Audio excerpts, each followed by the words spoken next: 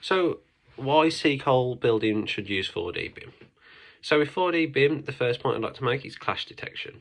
With clash detection, we can point out what trades need to be on site and when, and we can stop all people working on different tasks at the same time on the site.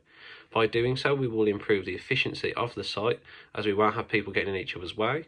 We won't be running behind because we know exactly when everyone should be on site. But this can also be found beforehand, before we even go onto the site, by using 4D BIM. By using the timescale, we can see whenever a task needs to be done and when. We can run tasks by each other, but make sure that they're not interfering.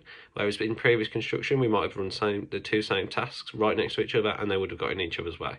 So this is going to stop all delays and hopefully cut the costs down of any mistakes that are made due to people trying to finish to get out of each other's way. The second point I'd like to make is safety. It's also much safer to use 4D BIM on a site, as we can always make a risk assessment before we even step foot on site for construction.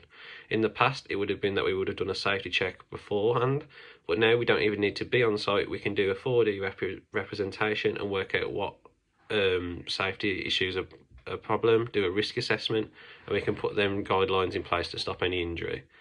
As well as this, I'd just like to go back to what I just said about clash detection. We can limit the amount of people we have on site at one time, which is a massive problem at the moment, obviously with the pandemic coming to an end, but obviously we don't want anyone else to contract COVID. So having only minimal people on site at once is a massive bonus, because we don't have to worry about COVID hitting the whole work site and taking everyone off all at once. We can simply have people tested before we go in and have minimal people on site, so that if someone does get it, there will only be a minimum amount of trades that are affected, and we can carry on with the other tasks.